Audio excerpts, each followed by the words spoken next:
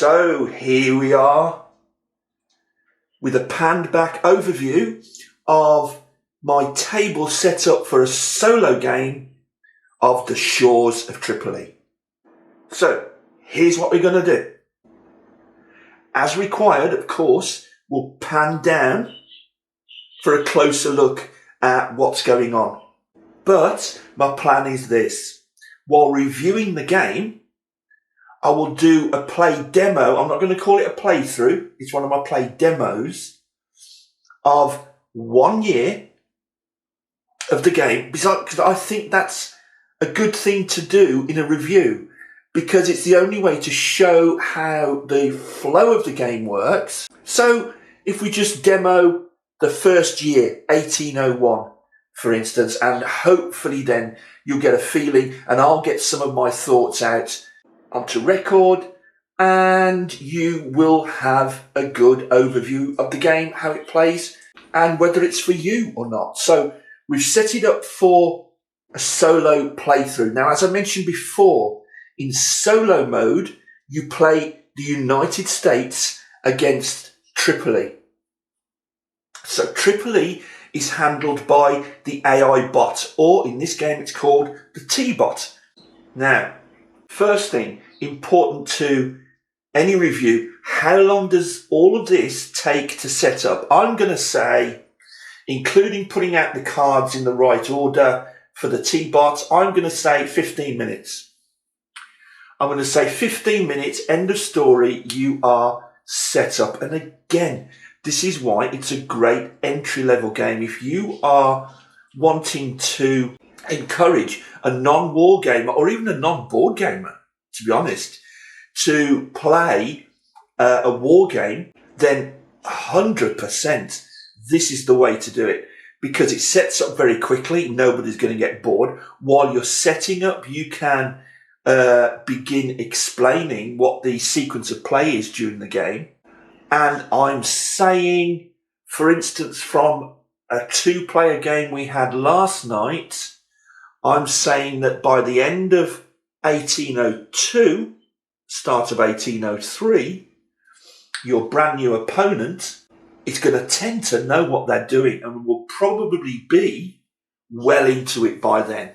So a great entry-level game with simple mechanics, an easy flow, and I hope just by doing this first year of the game, we'll see how easily the game flows, while at the same time giving a real historical feel of what was going on in the Mediterranean at that time between the United States and Tripoli, the Barbary states here on the North African coast. So we've set up the board as follows. First of all, let's look at the United States. Look over here. Over here in Gibraltar, we've set up 3 US frigates. There's 3 blue frigates there.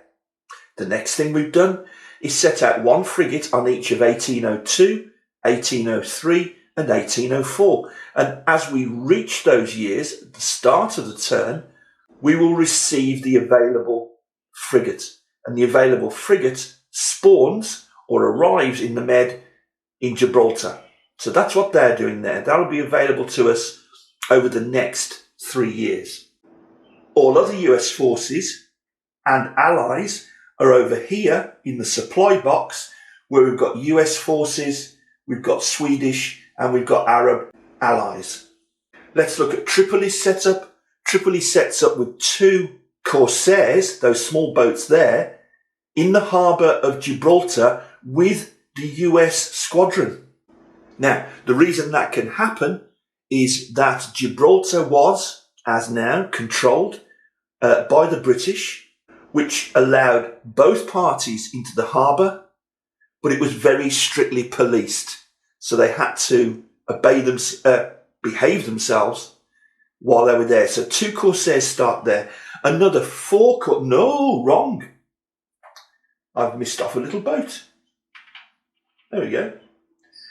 Another 5 corsairs start in Tripoli. Then we have the Tripoli ground forces. As you can see there are 4 infantry units in Tripoli itself, 4 in Benghazi and 4 in Dern. And the remainder are in the supply, where you have 2 Tripolitan frigates, more Tripoli ground forces, a couple more Corsairs, and the orange Corsairs of potential allies of Tripoli. And finally, of course, we've got a marker on there. It is the spring of 1801. With the gold pieces, 12 gold pieces, set up over there. You can set them up anywhere. I just happen to put them over there. We're virtually ready to begin the demo. So, the USA and your opponent, if you're playing 2-player, starts with their 3 core cards, face up like so. And we know it's a core card because it has that symbol there, that circular symbol there. And each side has 3 core cards. They will always start with these cards. Now, this one is Thomas Jefferson. And then we have Swedish frigates arrive and Hamet's army created. The Thomas Jefferson card, very powerful. Move up to 8 American frigates and resolve any battles that result. Now, it's not worth using that card until you have a lot of US frigates on the board. Otherwise, it's a bit of a waste. But if it is used as an event, you play the actual event on the card will be removed from the game. Cards have other uses, but we'll come to that in a second. Swedish frigates arrive. Again, can be played at any time. Place 2 Swedish frigates in the naval patrol zone of Tripoli. After playing as that event, you remove the card from the game. So these core events, they can only be used once, if you like, if they're being used as an event. Hamet's army created. Now, that can't be played before spring of 1804. And we have a US draw deck here. Now we come over to the T-Bot, the AI, for solo play. And the solitaire appendix at the back of the rulebook will tell you exactly how to set these up. And they're set up exactly the same each time you play. Now look, first of all, you set up 1, 2, 3, 4 event cards. And you set them up in this order, strict order. Murad Reis breaks out, Constantinople sends aid, Yusuf Karamanli, and Sweden pays tribute. Now, as with all the cards, the text on the cards tells us exactly how these cards are played. However, being solitaire play, we also refer, and we start each time with this, to the solitaire card play requirements. And at least these are a single page only, and it's the back page of the rule book. So you just have that to one side, like a player aid card, if you like. And each turn, until you're used to them, and you do start to get used to them, you look through to find when to play a certain card. So you always start from the left. Murad Reis breaks out. Let's have a look at it here. Murad Reis breaks out. Play if there are no frigates in the naval patrol zone of Gibraltar, or anyway if it is winter of 1801. And each card will have that explanation. So T-Bot starts, looks along the row of cards, and plays the first card that's applicable to that turn. Easy. And that's 4 event cards. And then there's a little gap. Deliberately so, because if none of the event cards are playable for a particular turn, then you move on to the default. And the default would be 5 Corsair check. This one's a killer. The 5 Corsair check. And this is one of the 3 solitaire specific cards in the game. If you were multiplayer, you'd remove the 3 solitaire applicable cards. But this is the solo AI. This is T-Bot. So he'll do the 5 Corsair check if no events apply. And all that means is if there are 5 or more Corsairs in the harbour of Tripoli, Tripoli performs a pirate raid. And friends, that's how Tripoli earns its gold with successful raiding of merchant ships, and it can build up gold very, very quickly. So we need to try and keep those corsairs bottled in. Easier said than done. It's very, very difficult to do. After 3 solo plays, I've not yet got past 1804. I've not yet got into 1805. But then I'm rubbish. Okay, 5 corsairs here. So let's say there are not 5 corsairs in Tripoli. So he can't raid. What does he do then? Well, he goes onto the raid or build card. And the way we do that is Tripoli's deck is here. We draw 1 card off Tripoli's deck, follow the instructions for that card, which may well be here again on the solitaire play requirements supplement. And it may mean that we can either play that card or we refer straight back to raid or build. And finally, for the T-bot, we display the 6, and there are only 6, battle cards down here in the bottom row.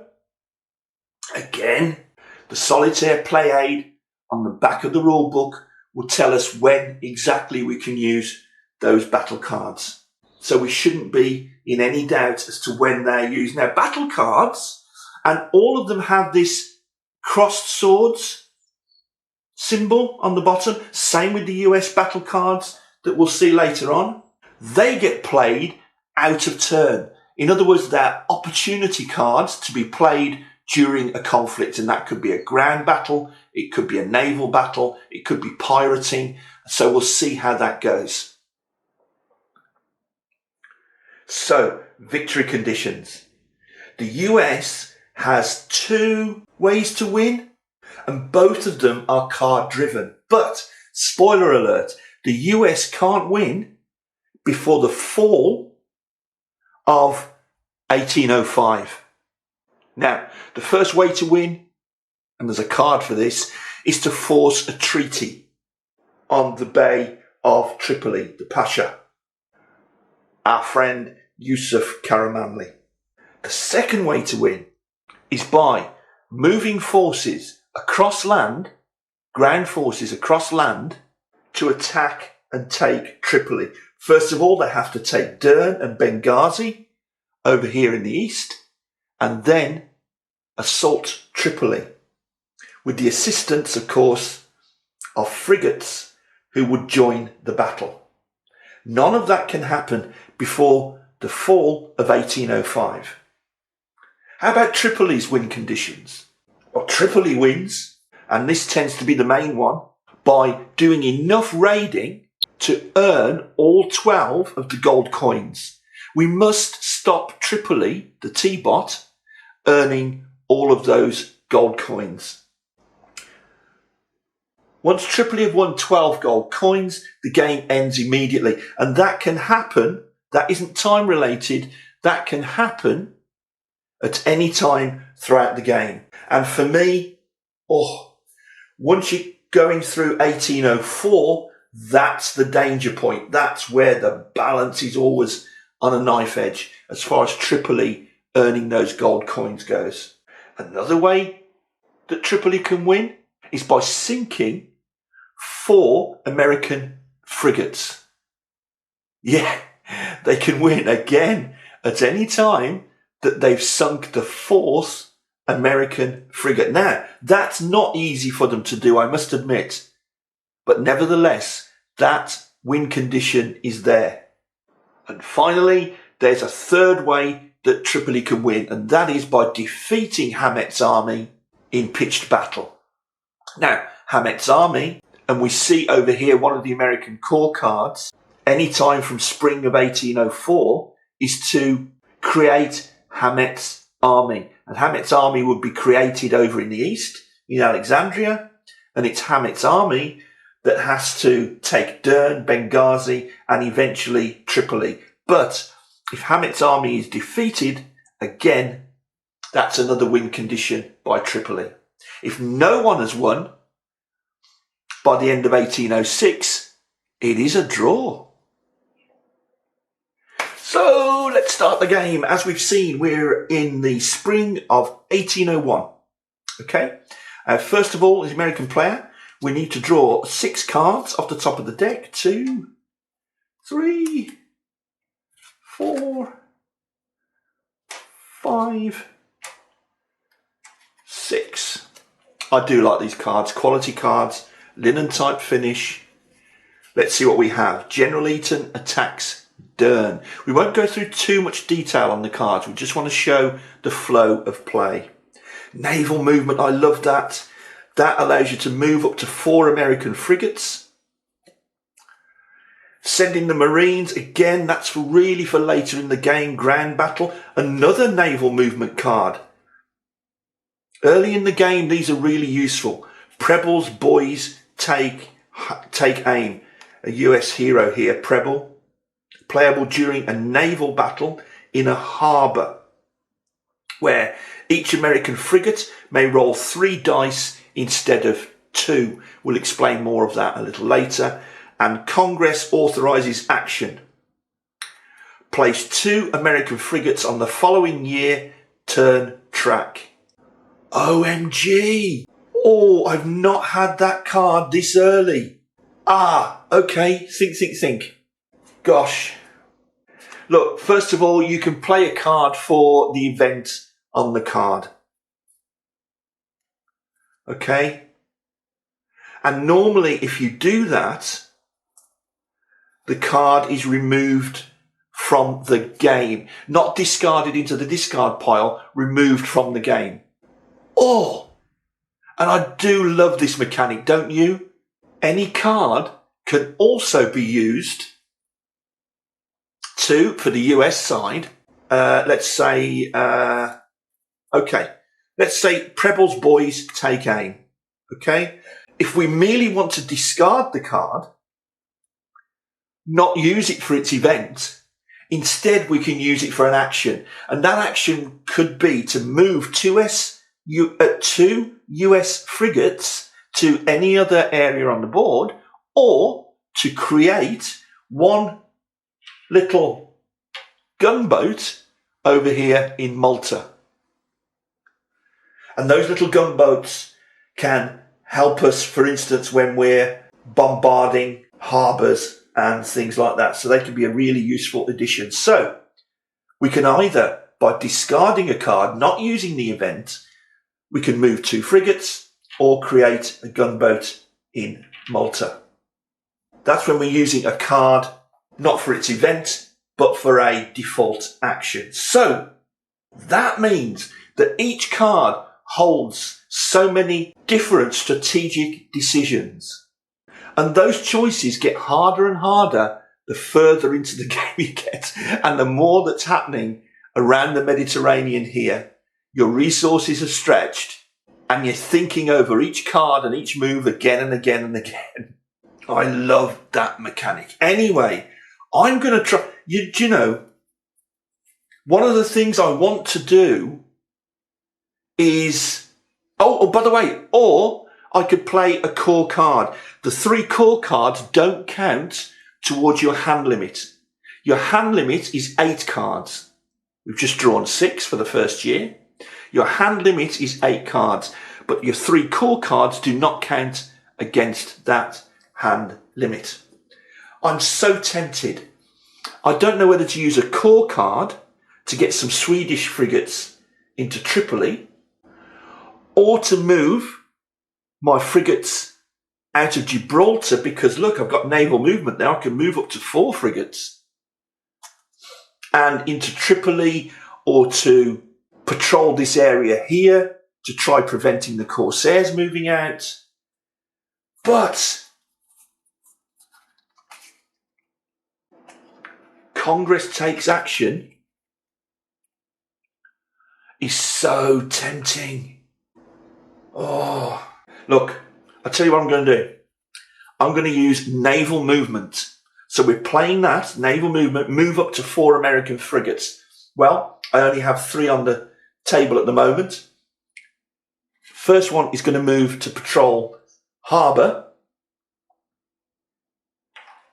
2 and 3 are going to move over here to patrol Tripoli.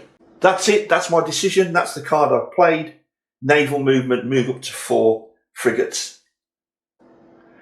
This card is now in the discard pile. Not taken out of the game, but goes in the face-up discard pile. Next, because that's my movement over, simple as that. Next, let's look at what the Tripoli AI is going to do. Now, once again, the way the AI plays is relatively simple. These are the 4 event cards. So we're going to have a look at the 4 event cards, and they will be played in order. In other words, the first one that applies is the one that gets played. Murad breaks out, and that refers to the breakout from Gibraltar over here, where there are 2 red corsairs, if you remember. Any American frigates in the naval patrol zone of Gibraltar may first make an interception roll. So we don't need to look at anything else. That's the first one that applies. That's what we have to play. Murad breaks out. So what happens now? The 2 corsairs break out of Gibraltar. However, there is an American frigate there to intercept it. Each American frigate, or each frigate in general, rolls 2 dice to try and intercept the corsairs. This isn't a naval battle, so the corsairs are not going to fight back. They're trying to break out to reach Tripoli, but the frigate will try and intercept them first, and the frigate uses 2 dice. So, take our 2 dice, roll our 2 dice, and we're looking for a 6, and we have 2 5s. No good. So the 2 frigates break out, and they end up in Tripoli. There are now 7 corsairs in Tripoli harbour. Not what I wanted to see. But now, because we played that as an event, the card is removed from the game. Not discarded into a discard pile, removed from the game. It is now summer 1801. You see how this goes quite quickly? Despite the fact that I've spent so much time explaining what I'm doing, the game flows really quite quickly. Now it's the US turn once again. We take our hand of cards, and I think, actually, because the corsairs over here are almost certainly going to try and raid this turn, I'm going to use, place that down, I'm going to use one of the core cards, Swedish frigates arrive. Well done, Sweden. Place 2 Swedish frigates in the naval patrol zone of Tripoli. We're using it to play the event, so that will be removed from the game. But first of all, those 2 Swedish frigates arrive to help in patrolling Tripoli, like so. Let's put them. There we go. Now, it's Tripoli's turn, and Tripoli's going to do the same thing again. The T-bot is looking along the events track, and now there are only 3 events. Constantinople sends aid. That's a very late game card, only playable if Hamet's army has captured Dern over to the east. Yusuf Karamanli, he can only be played if, in the early years, at least 2 of the Orange allies are in play. So we know that's not going to happen.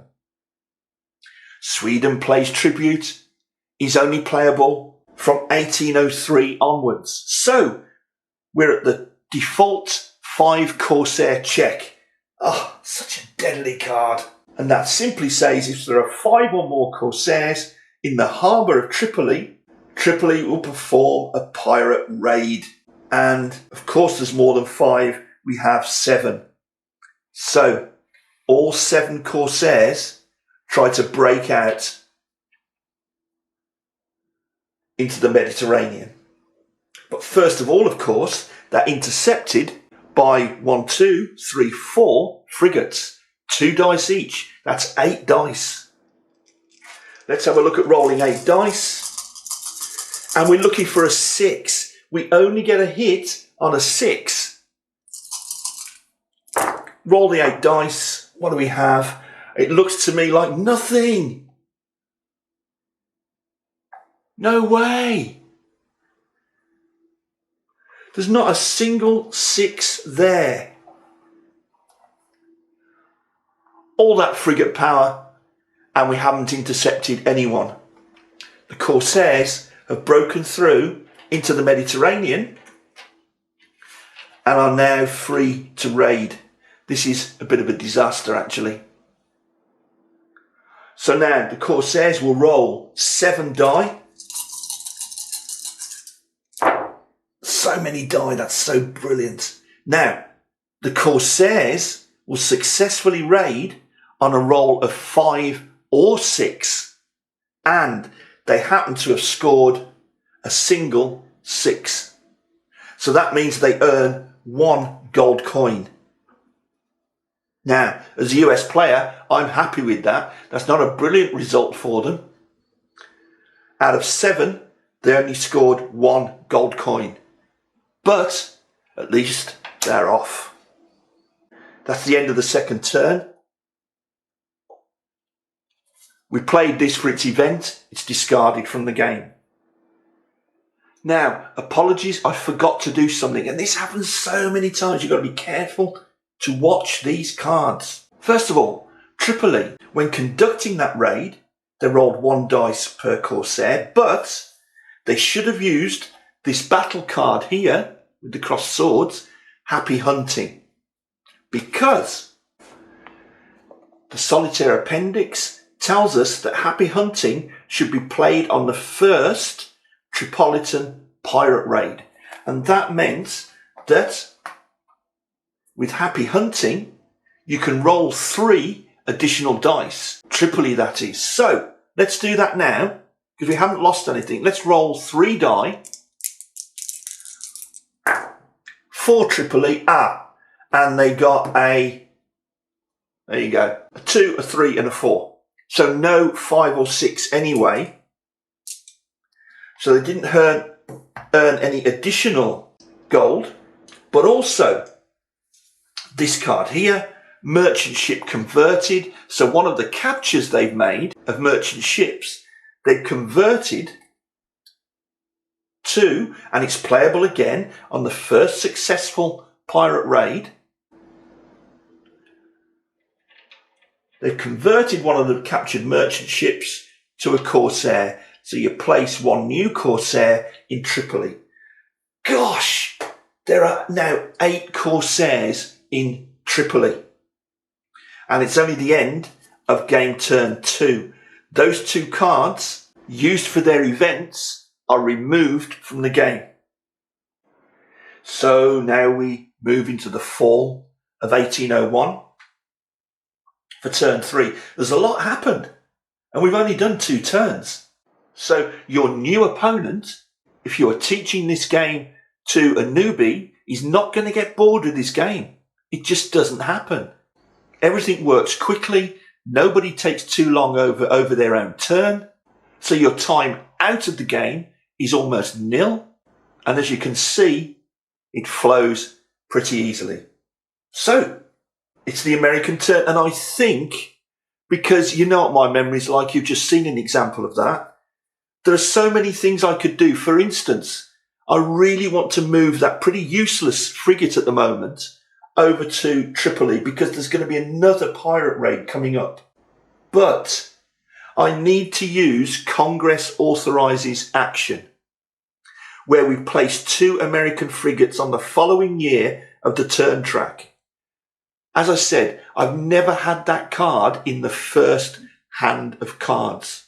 It's too good to miss, and knowing my memory, if I don't use it now, I'm going to forget. So I'm going to play this card now, Congress Authorizes Action. And I'm going to take 2 frigates from the supply and place them on the next year's turn marker in 1802. So we now have 3 frigates that are going to enter the game at the beginning of 1802. Too good to miss. but it has left us vulnerable to Tripoli's raid now.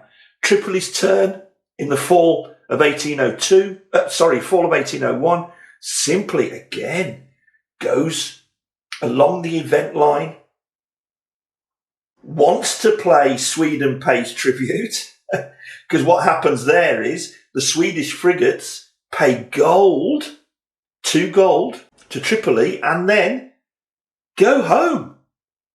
But he can't play it until at least 1803. So again, he goes on to the 5 Corsair check, just here. So if there are 5 Corsairs in Tripoli harbour, in fact, we know there are now 8. Then he conducts a pirate raid. Here we go. They're trying to break out into the Mediterranean, and many of them will. We have 2, 4, 6, 8 dice. Okay, here goes. 8 dice. Come on, guys. Intercept. And we can only intercept on a 6. Oh, please. I can't roll 6s, you know. Well, okay. Out of all those dice, we've rolled 1.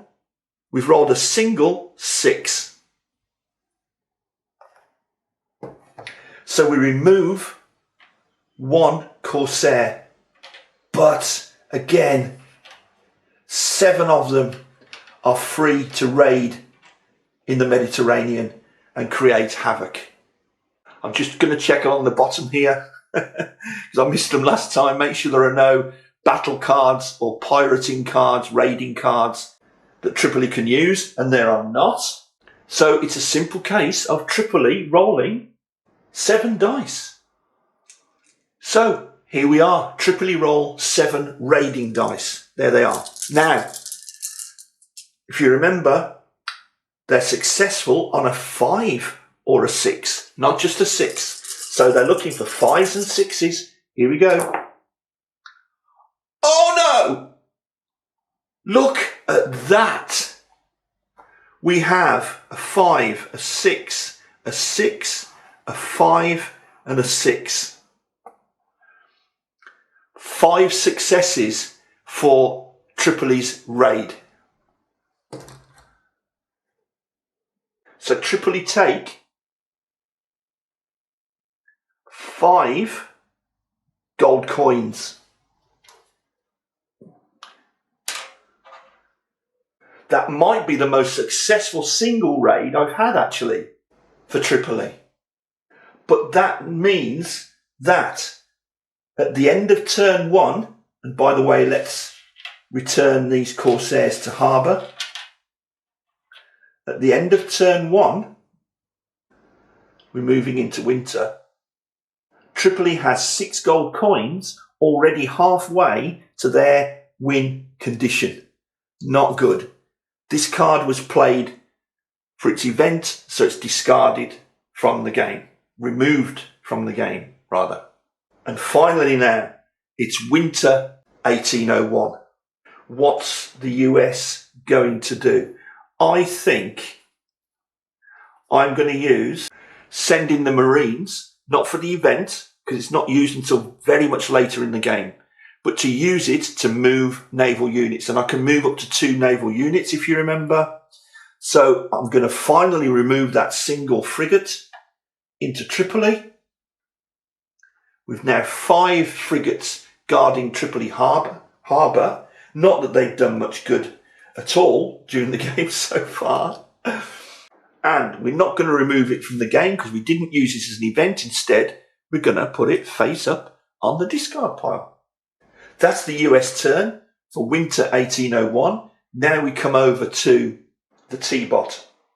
We're looking along the 3 remaining events. Constantinople, no. Yusuf Karamanli, no. He will only be used if 2 allies are in play. Sweden pays tribute, it's too early. So it's once again the 5 Corsair check, and the card is just here, just off camera. We know that we have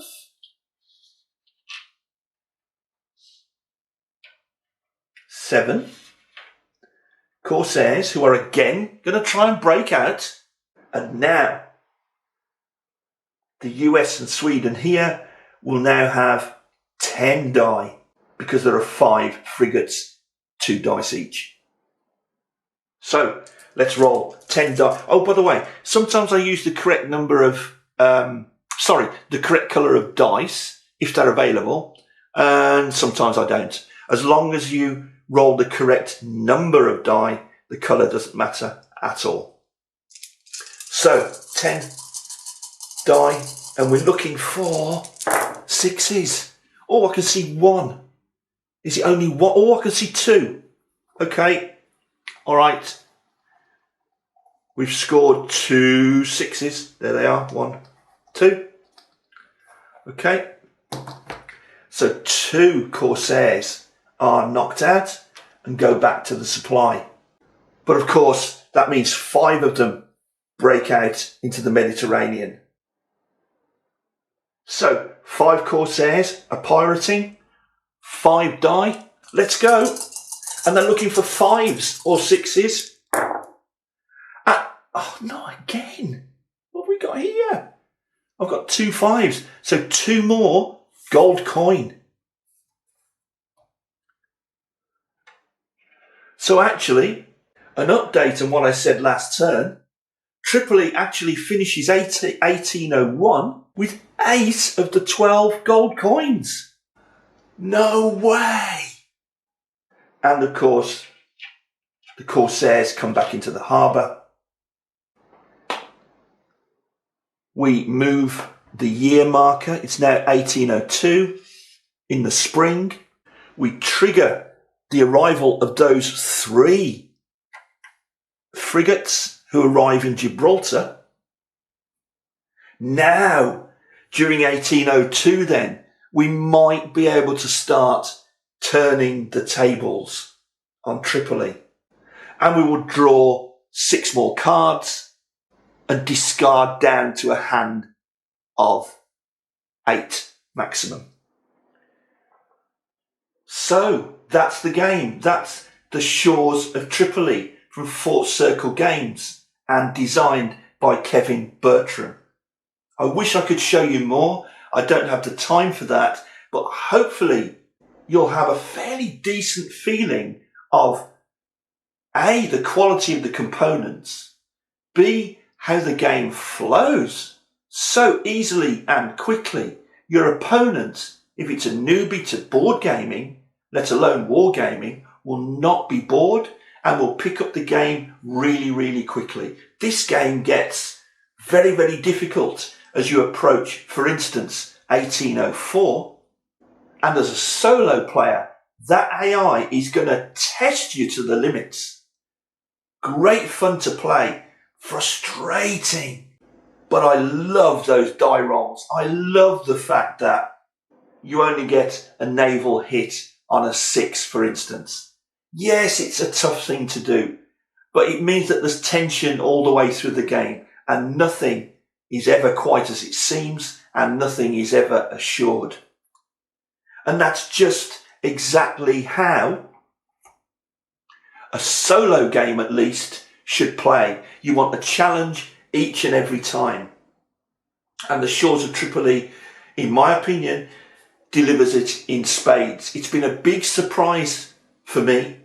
I didn't expect this much challenge and this much sheer fun and ease to play. So there's very little time taken in remembering mechanics, almost 0 referring to notes or to rules in the book, 0. But merely during solitaire play, referring, at least for the first few games anyway, to that appendix on the back page as to when certain of the solitaire cards are actually used.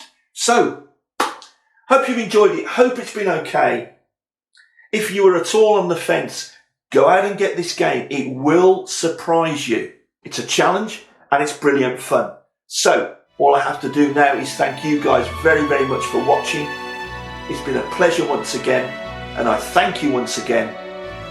If you haven't done so already, please subscribe because it means such a lot, and please like the video. That's a great help. Thanks very much. See you again very, very soon. Bye-bye now.